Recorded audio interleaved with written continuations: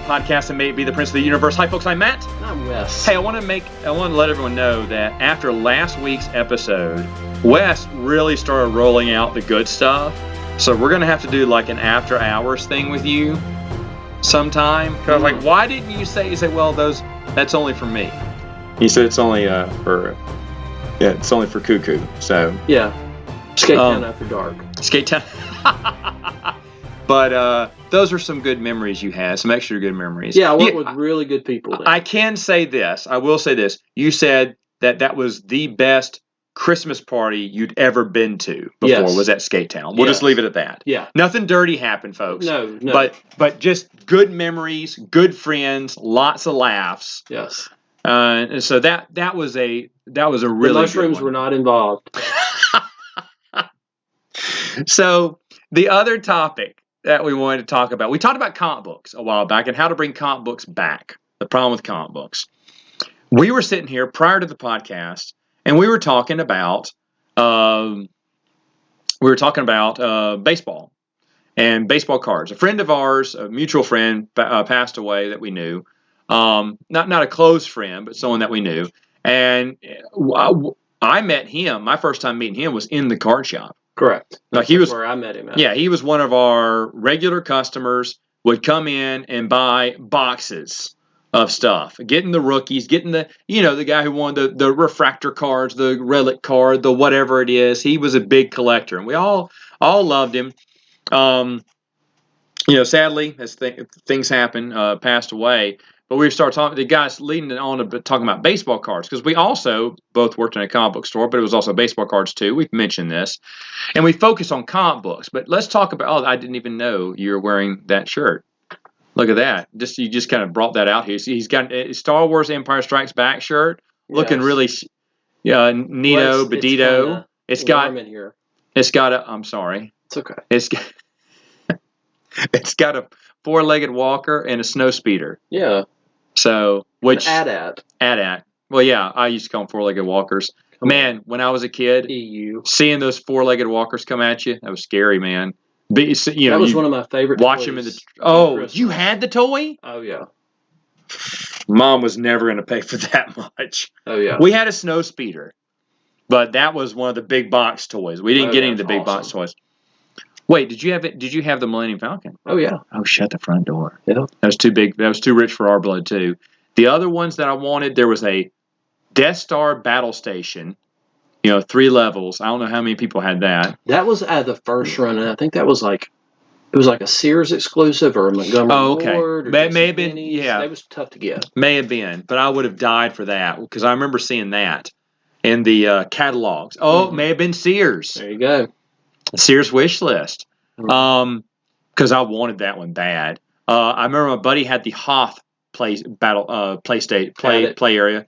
That was great. That was really cool. Empire had the most toys. They had probably so. They really peaked for Empire because they did. The Jedi toys. Jedi had the Ewok Village playset, and I wanted it, but my mom wouldn't get us that one. And but I always wanted that one because I thought that one was cool. And what was another one? I'm trying to think of the big toys. Wayne, comic book Wayne, had a back when it was. No, it was when he had Alley Cat Comics. Mm-hmm. He was also doing nostalgia toys were getting into people were collecting old Star Wars stuff. You had a Star Wars Kenner collection at one time. Big one. And it was a Republic Cruiser that he had. I'd never seen one before. I didn't know they made one. And I remember he was putting it together when he was first opening up the store. I was like, Wayne, what is that? And I was like, oh my gosh. It's like, I'm too old to want it, but I want it. I wouldn't use it, but I want it. I just never saw it. I think I've used that line. But anyway, one of the things we were talking about was baseball cards, collecting baseball cards. We both did this back in the day. And I may have said this with my brother once on a podcast. One of the best Christmas memories was when my dad, one of the presents was a box of 86 Tops. Mm-hmm.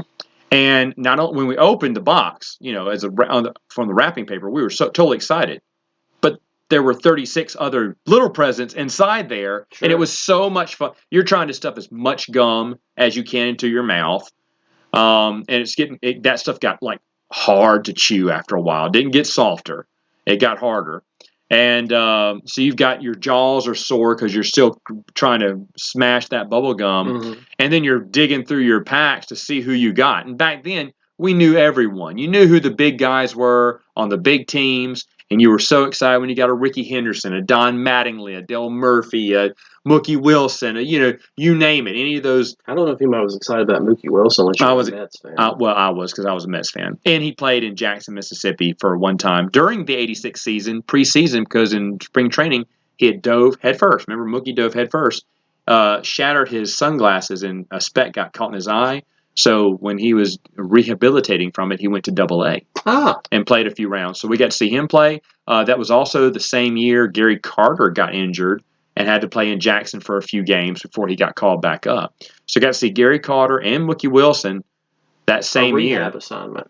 Keith Mitchell and Kevin Elster both came from there, and so did Greg Jeffries from Jackson. And Kevin Elster started in the World Series that same year. He got called up when the roster got expanded, and then we got to see him play. I was like, "Shut up!" Yeah, I was watching him all my life. Such a Mets fan. Yeah, because they used to play in Jackson. I never put those two together. That's what made me a Mets fan. Yeah, it's kind of random. Why would I choose the Mets? Everyone else is a Braves fan, like my dad. Plus there's tons of Braves fans, Braves and Cubs fans, right? Because WGN always played the Cubs. TBS always used to play the Braves. Sure. So you had big time, and that's why you still have. There's Cubs fans everywhere around the U.S. Same thing for TBS. I mean, TBS made Braves fans around the country. Sure. But our card shop was the place we wanted to go. We talked about Cardco in a podcast a while back, a long time ago. That's where I go for my baseball cards. Was what I was into first, and then comic books came a little bit after. Maybe when was the death of Superman? 91? 90? 90, I think. 90. Okay. So for about 4 years, I was straight baseball cards, and then eventually back in 90, or 91. That stuff, but yeah, I started picking up comic books later. But I was doing comic books and cards, and did cards all the way up to the strike in 94. Wasn't that the strike? It was 94. Yeah, because I got 94 cards and then stopped. I came back for a little while, tried to get into it.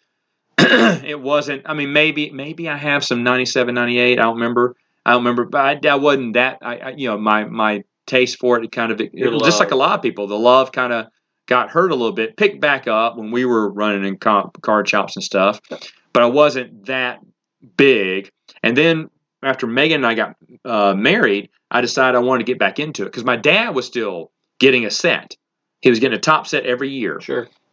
But it stopped. It was like, hey, me and my sons get into this. Well, his sons were growing up and no one was really doing it. It was just dad. And dad was thinking about, why am I doing this? I used to do this for my sons. It's not, not as fun when it's just me. Right.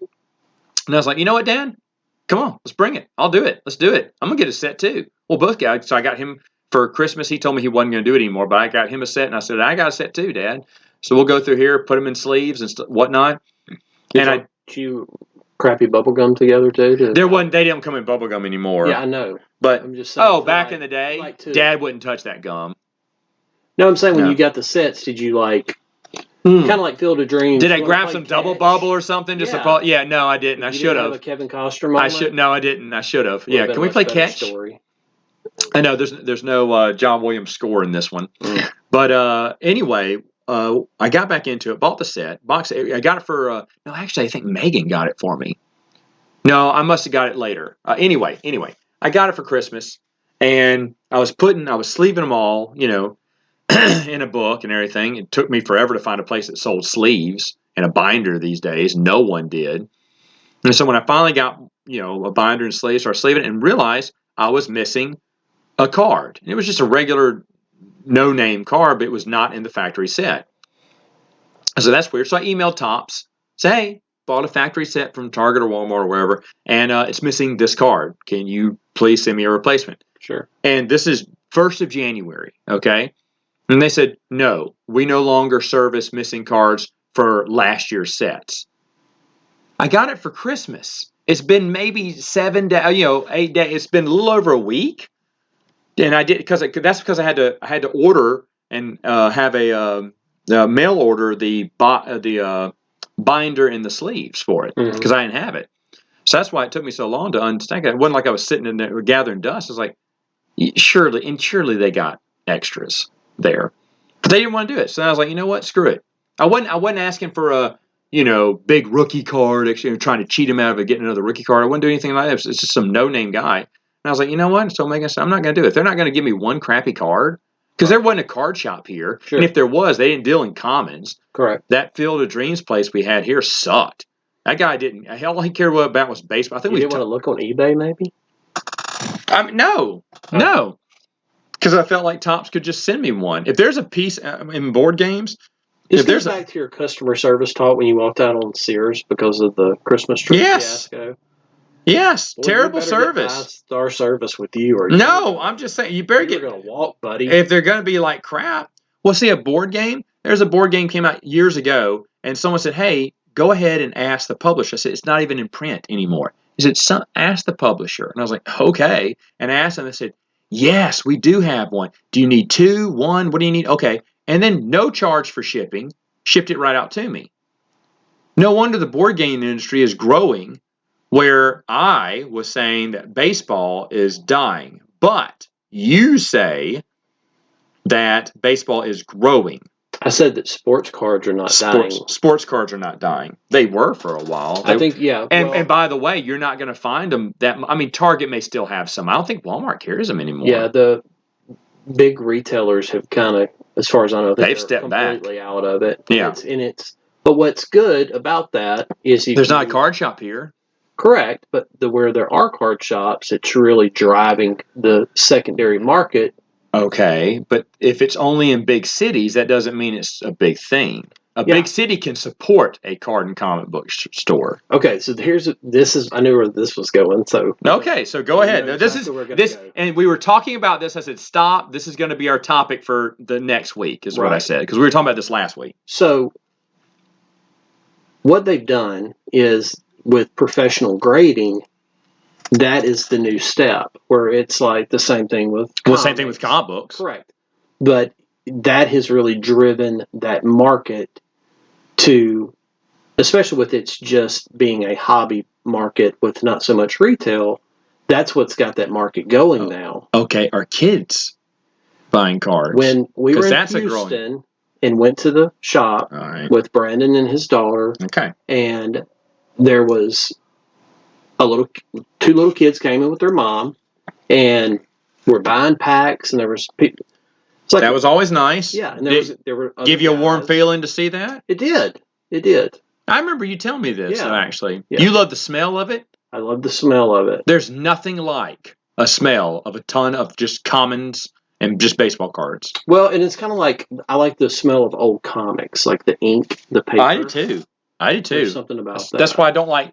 I don't ever care about digital comic books. It's easy to pull up and read, but you got to have the pages, like an ebook. No, I'm not going to read an ebook or Audible. No, I'd rather have the physical book. Yeah, but we're old too. So anyway, okay, go ahead. So that's where the market is now, and it's totally that's where it's going. So that is what I mean by the market is not dead anymore. The mass-produced fiascos that we saw from the 80s and 90s, which killed the market. Ridiculous. Right. Which was, to me, people. Okay, that killed the market, but so did slap around my mic, why don't you? Hey, so another thing that killed the market, though, I think, was all the special cards, the relic, the special edition, the short-printed reflector cards, the hologram cards that you got to get, because people were tearing through boxes just to get the special card and basically chucking away. You couldn't get back in the day. You could get a full out of a box of cards. There's a good but mix in there where you could get a full set almost. That side of the business is we're arguing two sides of this. I'm just saying that the special cards also killed the business too. Well, yeah, I agree with that too. Because they made it all about finding that one special, that signature card. And they found out that all those King Griffey #1s were just mass produced and cut because they were the first card. Anyway, that was great. What was that on? It was some Netflix show. Yeah, I know. I watched it too. It was great. Yeah, it was great when they admitted that. Just sheets of King Griffey Jr. cards getting printed out. Correct. Wow, what a scam! The And you know, Upper Deck fiasco. it makes sense because what card shop didn't carry that card?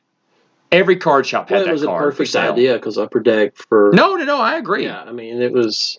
It's So your anyway. hardest card. Put it in the market. Yeah. I traded a X-Men #2, the original X-Men, not the Jim Lee, For a King Griffey Jr. for rookie. the Upper Deck '89 set in like '90. Wow. An X-Men #2. X-Men #2. Yeah. Hmm. I'm sure Brandon would have heart palpitations right now if he heard me say that. But anyway, that's where the market's going. And like there's two Brandons. My friend Brandon with the little girl, he sent a bunch of his cards off. This is almost a year later, and he's still. That's how far these comics and these professionally graded comics and cards are behind, because the market that's your money. If they have that seal, then your value goes up. I don't know, 5 times the amount sometimes, something like that. Yeah. So that to me is what is rejuvenated it. But at the same time, it's peaking so high. Like if you look at the prices of this, there is going to be a dramatic, unfortunate fall for that too. Well, also Topps is losing the rights. Yeah, we've talked about that. Yeah, Topps is losing the rights to, I can't remember what their names are right now, but that's big. I mean, I'm fine with that. I didn't like that there was an exclusive contract. There still is. I didn't like the exclusive contract because I liked that there were different. Back in baseball card days, there was Topps, Donruss, and Fleer, and then all the maybe Score and Bowman, but then all the no, Fleer was Score, weren't they? That was the same company, wasn't it? No, it wasn't. Okay. Bowman was Topps. But Bowman was Topps too. So yeah. So basically just Fleer, Donruss, and Topps, and then all their spinoffs. Yeah. You know. Yeah, Score was like 89, something. Yeah, something like that. And Score was always ugly. Always ugly. They were always ugly. But Donruss, that Bo Jackson scorecard is pretty killer still. Which one? The one with them with the football? And the football gear? No, it's classic, man. No, that was their first year, wasn't it? Is it their first or second? Yeah, it was pretty early. But, I mean, it was great because Topps wasn't the only game in town. And then you had other, types of cards. Because I collected Fleer Ultra one year. I collected Donruss Studio one year. Right. I just would pick whatever the best looking set was and go with it. But you're also validating when they did it. You're saying there was too much of it, but you're... Yeah, that's true. I like to have choices, though. Topps is the only game in town, but they're going to be losing it. But I didn't like the way Topps service worked. I don't. They say variety's the spice of life. That's true. Have you seen cars today? Yes. Okay. My brother will get cards every once in a while. His boys never got into it. He thought his boys were into it because they were into Pokemon and Magic. He went, hey, another thing that's fun? Baseball cards. And like, okay, Dad, how do you play the game? There's no game on the back, son. That's his stats. Yeah, but how do you play with stats? Well, you pick 2 cards and see who has the best batting average or balls, walks or something. Nothing. There's not really a game attached to it, so they lost interest very quick. Did you ever play the pack game at the store where we would get a pack? Yeah, I was gonna say we used to do this. We used to play you for a pack. Yeah, that was the biggest gamble, is where you would say most strikeouts. We'd let them pick player with triples, longest last name or something like that. All these different things. And then you would see people lose. Explain how we did that with a customer. Well, we would do it with customers regulars usually. We do it with regulars. Or with each other. We would say, hey, I'll play you for a pack. And you pick the pack, whatever it is, and you pick your odds. And if it was a card, you have a pack of cards that would have 8, 12, 1, 2, 3 cards in there, whatever it is, and you would come up with something. Highest hits in a single season. Whatever. Yeah, all these different things. And then whoever won it would win. Now, but I lost like an Allen Iverson rookie that was like embossed to Fred. Yeah, you would lose the entire pack to that person. Yeah. All the cards. I lost like a really, there was a card, remember when we had the cans? They came in a can of cards? Yeah, the tin. Yeah. It was like a Pinnacle or something. Yeah, always had a big special card in it, right? So anyway, big double thick card. Yeah. Brandon Moore. I guess I didn't say last names here. Anyway. Yeah, you did. Well, he's best of the Delta. Anyway. he and I played, and I lost like this gold embossed Mike Piazza, and it was like $100 card because it was like a variety of this, of this, of this, Yeah. of this. This is the odd, and then Yeah. 1 out of 25 has it, and then if you get that, it's only 25 players have it, and It's great because it wasn't just the best player in the pack that won the pack for you. Because, like you say, it was a real gamble. yeah, it was a real gamble. But person who's been on the most major league teams in his career. Sure, you know, yeah, all kinds of different it was things. random, like you said, longest last name, Mhm. stuff like that, or alphabetical order starting with going backwards. Who has the last name of Z? So But no, that's we used to play each other for packs. I don't know where we were going before that. well, I think no. Okay, so, discussing your brother talking to his kids about what was the point of doing this, and they weren't getting into it, but he showed me. I think it was Top Stadium, the one where it's just basically just a picture and hardly anything else. Man, those cards look awesome. But don't you think that what you're saying, if your brother who is younger than us, Mm-hmm. who has kids, and they're like, "What's the point of this?" That also writes why the hobby died and has to come back in a different fashion because. And how does the hobby get younger kids back in it? And how does the hobby support small town card shops? Which is what we used to have. It's not about supporting all of that. It's finding your customer base and saying, "What does my customer base like?" It's taking care of what you own rather than getting more of what you don't have. I understand. So how do you spark that interest? Do you go on strike again for another season? I'm kidding. Well, you can't control Major League Baseball. No, I'm saying I think that you have to. The people that are going to enjoy that are in the demographic that we're in. I don't think they're looking for 24-year-old kids. Well, then it's going to die off completely. Then. Well, sure. It will. So it you've will got rise from the ashes for someone to continue. They need young people. Well, I think it is. But you're missing what I'm saying here. Okay.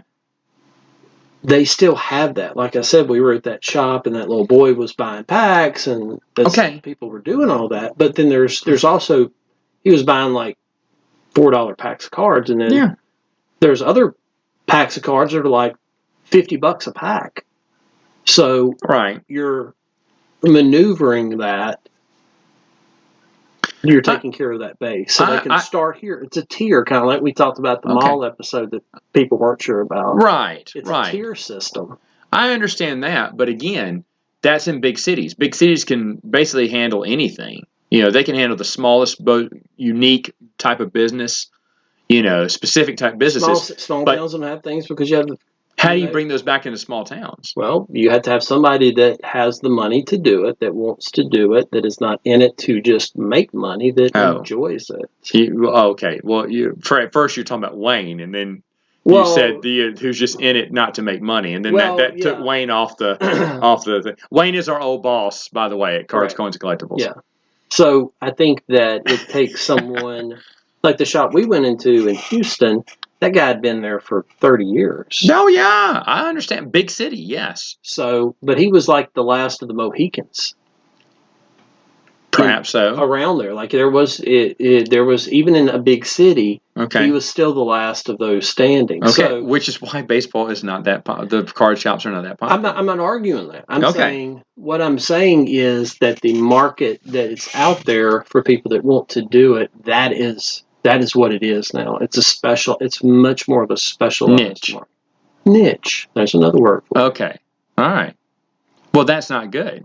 Well, you're the old man screaming at the cloud. I mean, talking possibly. About you and your dad. Possibly. Well, have we not done this for malls and comic books? I know. So you would say, I don't want to talk about how to blow up baseball cards because it's going to be a niche, and that's how it has to remain forever. No, I'm saying that's where it is now. Okay, then I'm asking, how does it get out of the niche and get back into the mainstream? I think it will corrupt itself like it did the other one, and then it will restart again in 10 more years. Okay. Like wrestling and... Like everything has a run. Has a run. There was an SNL skit 30 years ago. Hold on, let me finish this for you. Sure. about mom jeans, and the girls were like spinning around. Yeah, I Wearing remember their that. mom Yeah, jeans, and it was like real funny because it was so ridiculous. Well, that's been back in style for years now. that's true. So everything gets a turn back. That's I true. think maybe not Zeke Avarici's, but I mean they even re-released Zima. So everything gets a second chance. Is that back? It was a few years ago. Oh my gosh. Yeah, the game, Zima. dude. You making remember- babies. I remember a guy that always drank Zima. It was you? Well, I was one of them. Zima Triple Black. That was his jam. No, that was not me. I was. Was that one of the flavors? I don't know. It was a black label. I was thought not it was that- Triple Black. I was Which not what? that You invested. just got regular Zima? I just had regular. I like to drink what Weren't those girls like drink. weren't those like I wanna wine be very coolers? non-threatening. I mean, they were non-wine coolers, but they were alcoholic fizzy drinks or Yeah. something, weren't they? Yeah. I mean, I don't know the proper title for it. It's a malt liquor.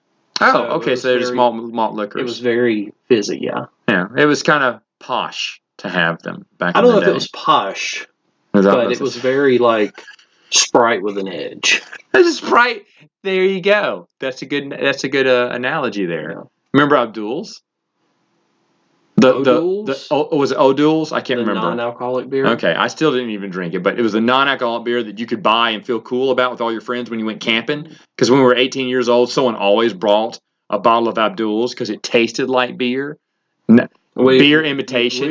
You never We were drank that. bros at the comic shop. We were drinking different things outside. I was not going on camping trips. That's why you have the name Cuckoo, because you went on a canoeing trip. Oh, I did. That name is stuck for. Because that was before cell phones.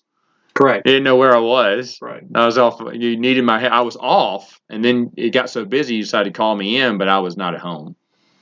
And back then, if you weren't at home, no one got a hold of you till you got home and you heard all the messages on your answer machine. Right. That also leads to another story about the craziest answer machine message I ever got was from you. But anyway, Yeah, that has nothing to do with baseball card interaction. Okay. Anyway, Not So yeah, Okay. I think that the card market is. You think the card market is going to stay a niche until it gets big again?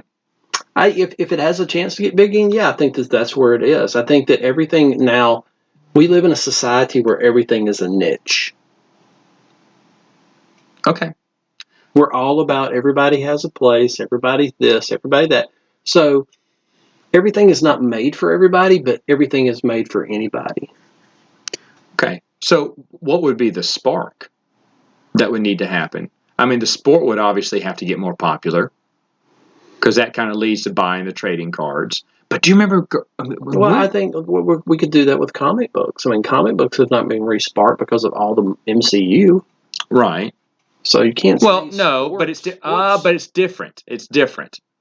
That's movie. Someone who goes to a ball game, they would probably want a card of their favorite I get player that. because That they is want. true. Yeah, because of That's more tied to the actual sporting event, where True. movies are movies and comic books are comic books. And not to say there's no relation between the two. I think it's just that you can. I think probably what we're in now with the worldwide Coco V, once that settles down, a lot of things will probably gravitate to, hey, we got to get back to bare bones, really good communication with our customer base, rather than talking through screens and masks. And I think that once that happens and people can start getting autographs again and meeting people and the that will rejuvenate all of that type of stuff. Okay. So maybe it's just in a pause.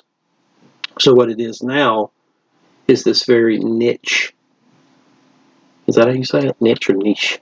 Because Maybe niche. you pronounce everything. Is it so niche or differently. niche? I have no idea. You say Now I don't know. Abdul's beer. I didn't know what it was called. And then comic books, like you run the word into one word. Comic books. Yeah, you say comic books. You Okay, comic books. Yeah.